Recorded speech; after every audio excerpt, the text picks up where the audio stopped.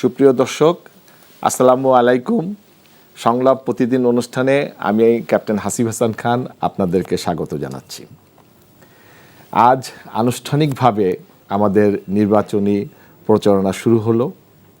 আপনারা জানেন যে গত ১৯ বছর আমাদের দেশের মানুষ ভোটাধিকার প্রয়োগের থেকে বঞ্চিত রয়েছে এবং এই ভোটাধিকার আদায়ের জন্য বাংলাদেশের দুইটি ন্যাশনালিস্ট ফোর্স, বাংলাদেশ জাতীয়তাবাদী শক্তি বিএনপি এবং বাংলাদেশ জামাতে ইসলাম ঐক্যবদ্ধভাবে আন্দোলন করেছেন এবং বহু মানুষের রক্তের বিনিময়ে গুম খুমের পর মহান আল্লাহর ইশারায় আবাবিল পাখিরা এসে প্রায় ১৪০০ আবাবিল পাখির রক্তের বিনিময়ে আমরা এই ফ্যাসিস্ট সরকারকে তাড়িয়েছি। এরপরে আমরা গণতন্ত্রের দিকে এগিয়ে যাওয়ার চেষ্টা করেছি। অনেক অনিশ্চয়তা ছিল, কখনো বলা হয়েছে নির্বাচন হবে না, কখনো বলা হয়েছে নির্বাচনের নানা রকম সমস্যার মধ্য দিয়ে ধীরে ধীরে আমরা নির্বাচনের দিকে এগিয়ে গেছি। তো অবশেষে আমরা আজকে আনুষ্ঠানিকভাবে নির্বাচনের শুরু হলো, এই প্রচারণা শুরু হলো। এই প্রচারণার আগে খুব দুঃখজনকভাবে নিহত হয়েছিলেন শরীফ ওসমান হাদি। আমরা তার স্মৃতির প্রতি পরিপূর্ণ শ্রদ্ধা জানিয়ে আজকের অনুষ্ঠান শুরু করছি। আমার এই অনুষ্ঠানে দুজন আলোচক আছেন। আমার সাথে রয়েছেন সিনিয়র সাংবাদিক আহমেদ করিম এবং আমার সাথে যোগদান করছেন যশোর ৩-এর বাংলাদেশ জামাতে ইসলামের মনোনীত সংসদ সদস্য প্রার্থী আব্দুল কাদের। আমি সাংবাদিক করিম ভাই আপনার কাছে প্রথমে শুরু করি যে আমরা দীর্ঘদিন পর যে তফসিল ঘোষণা করা হয়েছিল, তফসিল ঘোষণার পর প্রতিটা ধাপ আমরা একটা করে পার হয়ে আজকে আমরা আনুষ্ঠানিকভাবে নির্বাচনের প্রচারণা শুরু করলাম। তো আপনি সাংবাদিক, আপনি সারাদিন দেখেছেন যে সারা দেশে যে নির্বাচনী প্রচারণা শুরু হয়েছে, সেটাকে আপনি কিভাবে দেখছেন? সবার কি স্বতঃস্ফূর্ত রয়েছে কিনা? ধন্যবাদ হাসিব ভাই। তো আজকে এই যারা এনটিভির অনুষ্ঠান যারা দেখছেন, রাজনীতি ও সমসাময়িক প্রসঙ্গ, সবাইকে শুভেচ্ছা জানিয়ে আমি আলোচনা করতে চাই। প্রথমে আজকে এই বহু প্রতীক্ষিত দিন এটি বলা যায়, কারণ আমরা যদি প্রকৃত অর্থে নির্বাচনের হিসেব করি তাহলে বলতে হবে যে ২০০১ সালের পরে এদেশে আসলে কোনো নির্বাচন হয় নাই। কারণ ২০০৮ সালের নির্বাচনটা ছিল মূলত একটা ডিজাইনের নির্বাচন, একটা পরিকল্পনার অংশ হিসেবে কাউকে ক্ষমতায় বসানোর জন্য নির্বাচন হয়েছিল এবং সেই নির্বাচনে যারা প্রতিপক্ষ ছিল তারা আসলে নির্বাচনের প্রস্তুতি নিতেই পারে না, এর মধ্যে নির্বাচনটা শেষ হয়ে গেছে। তো আমরা যদি ওভাবে হিসাব করি তাহলে বলা যায় এখন যাদের বয়স ৪০ এরা মূলত কোনো জাতীয় নির্বাচনে ভোট দিতে পারে নাই। ২৫ বছর পরে আজকে প্রকৃত অর্থে আমরা বলি যে আমরা একটা নির্বাচন দেখতে যাচ্ছি। আর এই যে নির্বাচনে গণতান্ত্রিক এই প্রক্রিয়াটা শুরু হওয়া, এই গণতান্ত্রিক প্রক্রিয়াটা শুরু হওয়ার জন্যে যে ১৪০০-এর অধিক তরুণের জীবন গিয়েছে, আমরা সেসব শহীদদের প্রতি, আহতদের প্রতি শ্রদ্ধা জানাই। এবং আজকে যে নির্বাচনী ট্রেন, মূলত এতদিন থেকে শুধু নির্বাচন হবে, স্টেশনে মূলত নির্বাচনী প্রস্তুতি চলছিল। আজকে বলা যায় নির্বাচনী ট্রেন যাত্রা শুরু করেছে। তো এই কারণে এটা অনেক আনন্দের দিন। বাংলাদেশ একটি গণতান্ত্রিক রাষ্ট্র হিসেবে যে মহান মুক্তিযুদ্ধের মধ্য দিয়ে যে যাত্রা শুরু হয়, আমরা গণতন্ত্রকে দেখব বারবার খুব আশাবাদ ব্যক্ত করি, কিন্তু শেষ পর্যন্ত আসলে আমরা কাঙ্ক্ষিত গণতন্ত্র পাই না। তো এবারও ছাত্র জনতার বিপ্লবের মধ্য দিয়ে মূলত যে নবযাত্রাটা শুরু হয়েছে, সেটার প্রথম বাস্তবায়ন হতে যাচ্ছে মূলত এই নির্বাচনের মধ্য দিয়ে। কিন্তু আমরা এই নির্বাচন নিয়েও অনেক শঙ্কা সবসময় শুনে আসছি, এখনও কিন্তু শঙ্কা আছে, আলোচনা হয় বিভিন্ন জায়গায় টেবিলে। তারপরেও আমরা দেখতে পাচ্ছি আমাদের প্রধান উপদেষ্টা মনে হচ্ছে খুবই দৃঢ় প্রতিজ্ঞ, তিনি এই নির্বাচনের মাধ্যমেই একটা গণতান্ত্রিক উত্তরণ দেখাতে চান। তো এজন্য আমরা আশাবাদী হতেই পারি। আজকে আপনি দেখেছেন যে আমাদের যে জাতীয়তাবাদী দলের তারেক রহমান, তিনি তার পিতা এবং মাতা যে ভাবে নির্বাচনের যে সিলেট থেকে যাত্রা শুরু করেছেন একই পথে। পিতাও সিলেট থেকে যাত্রা শুরু করেছিলেন এবং মাতাও সিলেট থেকে যাত্রা শুরু করেছেন, উনিও সিলেট থেকে যাত্রা শুরু করেছেন। আপনি নিশ্চয়ই দেখেছেন, এটা কেমন আপনার কাছে? আজকে আসলে বলা যায় এই নির্বাচনের আজকের প্রচার প্রচারণার সূচনা দিবস আজকে থেকে শুরু। এ কারণে দলের নেতা কর্মীদের মধ্যে অনেক আনন্দ উচ্ছ্বাস। আমার বিশ্বাস দেশের জনগণও অনেক আনন্দিত। আমরা আমাদের ভোটের মাধ্যমে নির্বাচিত প্রতিনিধি আমরা দেশ পরিচালনার দায়িত্ব দিতে পারবো। তো এজন্য এটা এবার আমরা দুটা বলয় দেখছি। একটা হচ্ছে যে প্রধান দল বিএনপির নেতৃত্বাধীন, যেটা নেতৃত্ব দিচ্ছেন জনাব তারেক রহমান, আর আমরা 10 দলীয় জোট দেখছি যেটার নেতৃত্বে রয়েছে জামাতে ইসলামী। তো আজকে যেভাবে শুরুটা হলো, তো আমার মনে হচ্ছে এটা একটা শুভ সূচনা। এবং অতীতে যেভাবে আমরা 91 নির্বাচন দেখেছি বা 2001-এ আমরা যেভাবে দেখেছি যে স্ব উৎসাহে সারা দেশের মানুষ তাদের ভোটাধিকার প্রয়োগের জন্য ঝাঁপিয়ে পড়েছে, এবারও মনে হচ্ছে অনেক উৎসাহের মধ্য দিয়ে ভোট হবে। তো যত সংখ্যাই থাকুক, কোথাও মানে কোনো জায়গা থেকে কোনো দুঃসংবাদ এসেছে কিনা? না, সেরকম কোনো দুঃসংবাদ নেই। আসলে নির্বাচনকালে কিছু ঘটনা থাকেই সাধারণত। মানে আজকে সারা দেশেই আনন্দ উৎসবের মধ্য দিয়ে প্রচারণা শুরু হয়েছে। হ্যাঁ, বলা যায় শান্তিপূর্ণভাবে এবং উৎসব মুখর পরিবেশেই শুরু হয়েছে, এটা আমরা দেখতে পেয়েছি। তো আমরা আজকে তারেক রহমানের বক্তব্য শুনেছি। উনি বলেছেন যে নির্বাচনে কয়েকটা প্রতিশ্রুতি উনি দিচ্ছেন। একটা হলো যে ফ্যামিলি কার্ড। তো ফ্যামিলি কার্ড যদিও আপনি এই দলের কেউ না, তারপরে একটা সাংবাদিক হিসাবে আপনি কি মনে করেন যে এই যে তারেক রহমানের বিএনপির যে কর্মসূচিগুলা, এগুলোকে আপনি কিভাবে মূল্যায়ন করেন? এটা নির্বাচন যখন আসবে তখন তো দলের কর্মসূচি থাকতেই হবে। সেদিক থেকে বলা যায় প্রধান দল হিসেবে বিএনপির পক্ষ থেকে যে এখন পর্যন্ত আনুষ্ঠানিক ইশতেহার ঘোষণা করা হয়নি, কিন্তু দলের প্রধান যেসব প্রতিশ্রুতি দিচ্ছেন, কথা দিচ্ছেন, এটাই আপাতত ইশতেহার। তো সেখানে এই পদক্ষেপগুলো নেওয়া হচ্ছে। আসলে মানুষ তো চায়, কারণ এদেশের মানুষ আসলে শান্তিপ্রিয়, তারা শান্তিতেই থাকতে চায় এবং সব কিছু নিয়মতান্ত্রিকভাবে চলুক, জনগণ সেটাই চায়। তো এ কারণে যে আশাবাদের জায়গাটা এখানেই, যে তারেক রহমান তিনি আসার পর থেকেই বিভিন্ন প্রতিশ্রুতিগুলো দিচ্ছেন। তো মানুষ এটা গ্রহণ করছে এবং মানুষ আসলে অপেক্ষায়ও থাকবে, কারণ অতীতে অনেক প্রতিশ্রুতি এরকম বিভিন্ন দল থেকে দিয়েছে, কিন্তু নির্বাচনের পর দেখা গেছে যে রাজনৈতিক দলগুলো এই প্রতিশ্রুতির দিকে আর লক্ষ্য রাখে না। তো আমার বিশ্বাস, যেহেতু বিগত 17 বছরের একটা নির্যাতন, একটা স্বৈর শাসন, এবং তারেক রহমান সাহেব পার্সোনালি উনি যেভাবে এই দুঃশাসনের ভুক্তভোগী এবং মানুষকে উনি যত কাছে থেকে দেখেছেন অতীতে, এবং নির্যাতনের যে কাহিনীগুলো, এদেশের মানুষের কষ্ট কোথায়, আমার মনে হয় তিনি সেটা এখন বোঝেন। তো সে কারণে আমার মনে হচ্ছে এখন যেসব প্রতিশ্রুতি দিবেন এগুলো সঠিকভাবে বাস্তবায়ন হবে, এটা আমরা বিশ্বাস রাখতেই পারি। একই সাথে আমাদের যে আরেকটা বিরোধী দল জামাতে ইসলাম, তারাও একটা সম্মেলন করেছেন এবং সেখানে তারাও কিছু বক্তব্য দিয়েছেন। সেগুলোকে আপনি কিভাবে দেখছেন?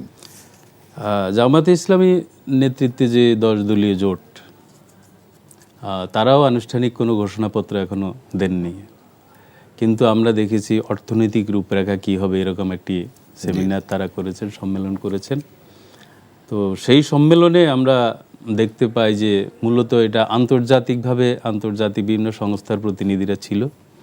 সেখানে আমাদের মনে হয়েছে মূলত অনেকে যেটা ধারণা করেন যে জামাত ইসলামী বা এরকম ইসলামিক দল ক্ষমতায় গেলে আসলে দেশ কিভাবে চালাতে পারবে কিনা আদৌ, বা এদের অর্থনৈতিক চিন্তাভাবনা কি, এগুলো মানুষ হয়তো স্পষ্ট না, বা আন্তর্জাতিকভাবে এই জাতীয় ইসলামিক গ্রুপগুলোর প্রতি নানা ধরনের নেগেটিভ আলোচনা আছে।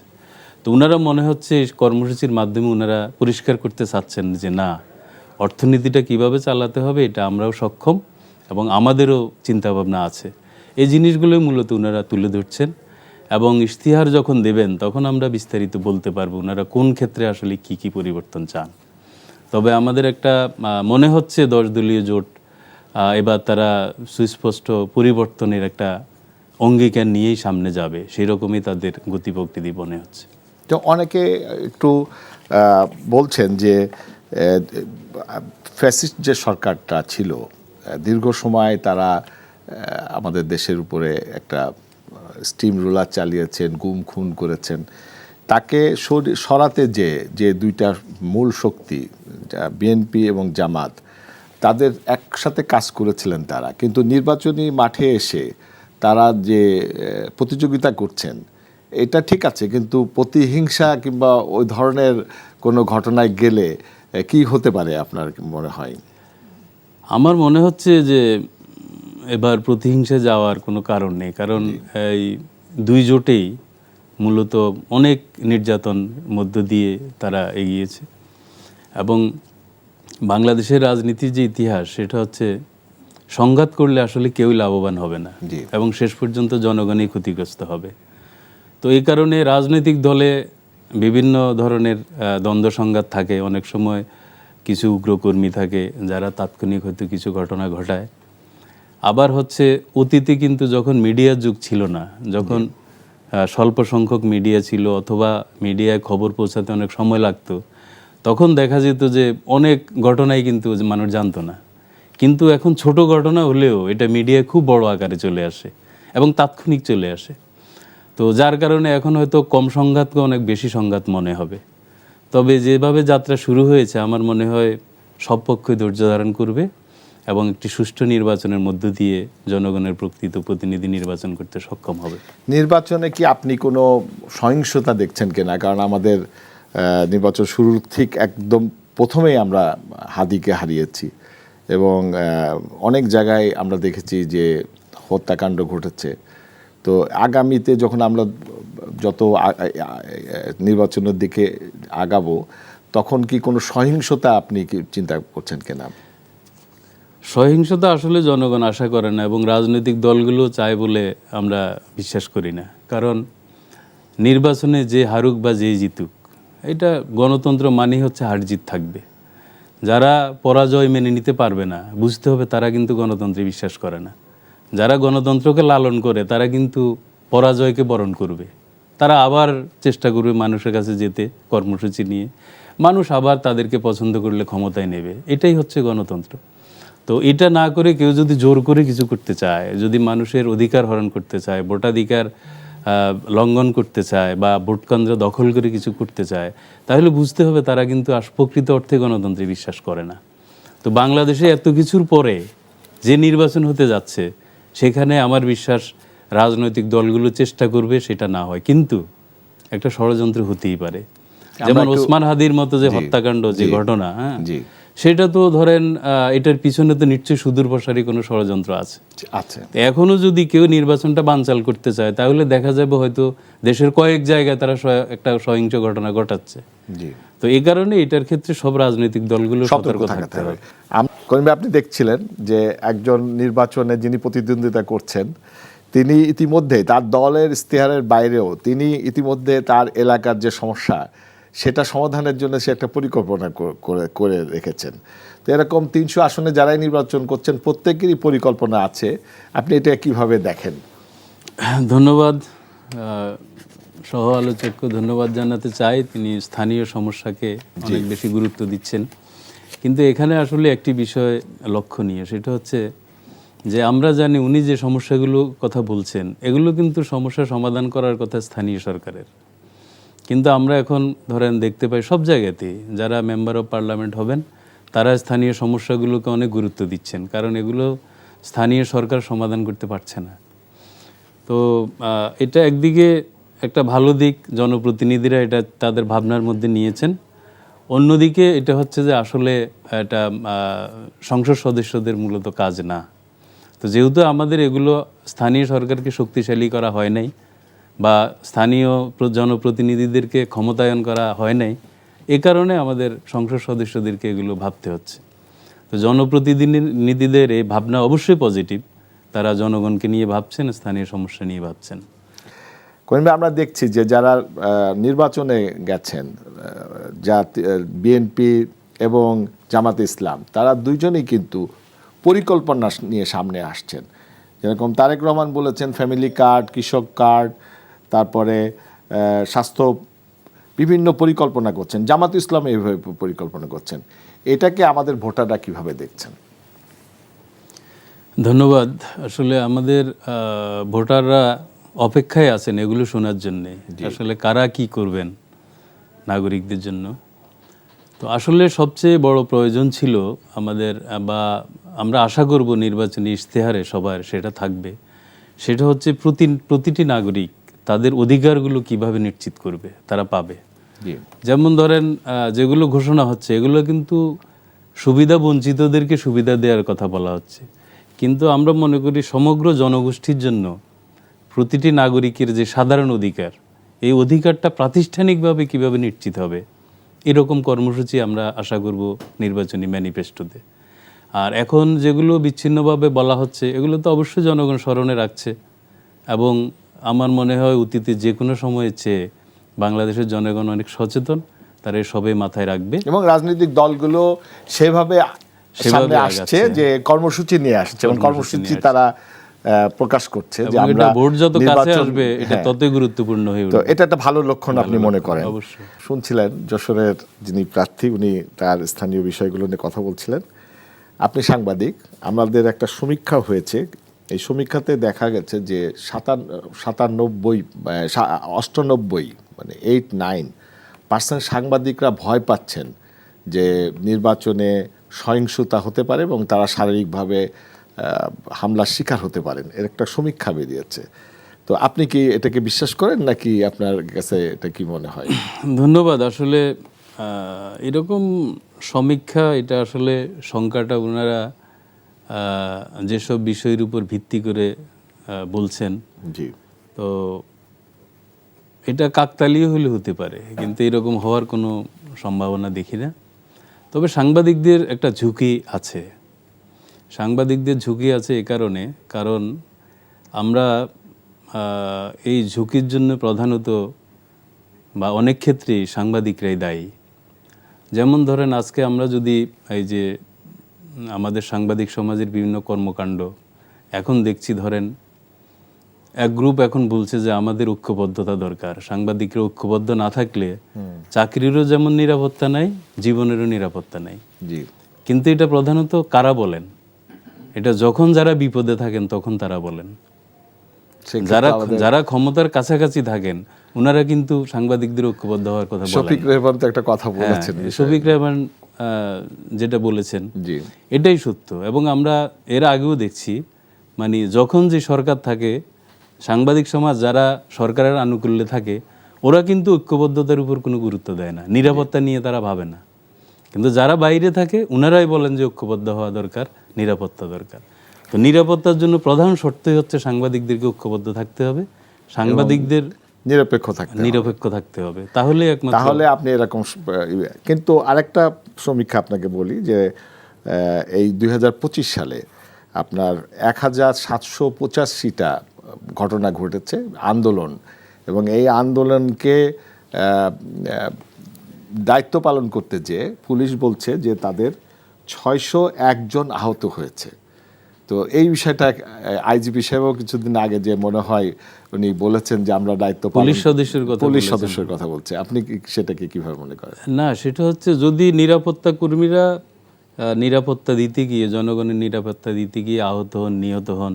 জি তো এটা অবশ্যই অনাকাঙ্ক্ষিত, কিন্তু এটা হবে না এটা বলা যাবে না, জি কারণ ওনারা রাষ্ট্রে নিযুক্ত হয়েছেন জনগণের নিরাপত্তা দেওয়ার জন্য। সুতরাং এই ঘটনা ঘটতে পারে, কিন্তু উনাদেরকে সতর্ক থাকতে হবে যেন এই ঘটনা না এরকম ঘটে। ঘটনা যেন না ঘটে। তো এটার সাথে আবার নাগরিকদের সাধারণ জীবনের প্রাণহানি যেটা বা নিরাপত্তাহীনতা, জি এটা এবং যারা প্রশাসনে থাকে ওদের নিরাপত্তাহীনতা, এটা কখনো একভাবে দেখলে হবে না। জি কারণ যারা নিযুক্ত হয়েছেন নিরাপত্তার জন্য, তাদেরকে দায়িত্ব পালন করতে দায়িত্ব পালন করতে হবে। সেক্ষেত্রে কিছু কিছু ঘটনা হতেই পারে, জি। তবে আমরা আশা করবো যেন কোনো ঘটনাই না ঘটে। জি বিদায় দিয়ে আমরা ফিরছি আমাদের স্টুডিওতে। করিম ভাই, আপনার কাছে আসি। আমরা একজন সংসদ সদস্য পদপ্রার্থীর কথা শুনলাম আজকে। আপনার কাছে আমার প্রশ্ন যে আমাদের যে ডক্টর ইউনূস সরকারের যে একটা গণভোটের কথা বলা হচ্ছে, এই গণভোটটাকে আপনি কিভাবে দেখছেন? গণভোটটা আসলে জুলাই বিপ্লবের জনগণের যে আকাঙ্ক্ষা, সে আকাঙ্ক্ষার একটি আনুষ্ঠানিক সম্মতির জন্যই মূলত গণভোট। জুলাইয়ে যে পরিবর্তনটা হয়েছে, এটা যে প্রকৃত অর্থেই জনগণের আকাঙ্ক্ষা ছিল, এটার একটা প্রাতিষ্ঠানিক স্বীকৃতি দরকার। সেজন্যই মূলত এখানে ভোটের আয়োজন করা হয়েছে, এবং এটা সুষ্ঠুভাবে হওয়া উচিত, এবং এটা আমাদের আগামী দিনের জন্য, দেশের জন্য এটা অত্যন্ত জরুরি। এবং এখানে অবশ্যই হ্যাঁ ভোটে বিজয়ী হতে হবে, এটাই হলো মূল লক্ষ্য সরকারের। করিম ভাই, আপনাদেরকে আমাদের সময়ের জন্য আমাদের শেষ করতে হচ্ছে। সুপ্রিয় দর্শক, আমরা জাতীয় সংসদ নির্বাচনের একজন যশোর থেকে একজন মনোনীত প্রার্থী, যিনি জামাত ইসলামের মনোনীত প্রার্থী, তার বক্তব্য আমরা শুনলাম। আমরা বিশিষ্ট সাংবাদিক, তার দৃষ্টি থেকে আগামী নির্বাচন কেমন হচ্ছে সেটা আমরা দেখলাম। কিন্তু যেটা ওনার কথায় বেরিয়ে আসলো সেটা হলো যে গণভোটটা আমাদের দেশের জন্য অত্যন্ত অত্যন্ত গুরুত্বপূর্ণ। কারণ গণভোটে সরকার হা ভোটের পক্ষে কাজ করছেন, এবং জামাতে ইসলামও হা ভোটের কথা বলেছেন, এবং বিএনপিও হা ভোটের কথা বলেছেন। কিন্তু কেউ মাঠে হা ভোটের বিষয়ে তেমন আমরা কোনো দেখছি না, ভোটারদের কাছে কোনো ভোট চাচ্ছে না। কিন্তু এই গণভোটটা অত্যন্ত গুরুত্বপূর্ণ, কারণ গণভোটে যদি আমাদের হা ভোট বিজয়ী না হয়, তাহলে জুলাইয়ের যে আন্দোলন এবং যে সংস্কার কার্যগুলি, সেগুলি প্রশ্নের সম্মুখীন হবেন, আইনগতভাবে সেগুলো প্রশ্নের সম্মুখীন হবেন। সুতরাং আমি সকলকে বলবো, যে প্রত্যেকটা দলকে বলবো, যে আপনাদের নিজের নিজের ভোটের পাশাপাশি হা ভোটের পক্ষেও আপনারা কাজ করবেন, এবং এইটা আশা করে আমরা আগামীতে আবার আপনাদের সাথে দেখা হবে। ততদিন সুস্থ থাকবেন। আসসালামু আলাইকুম।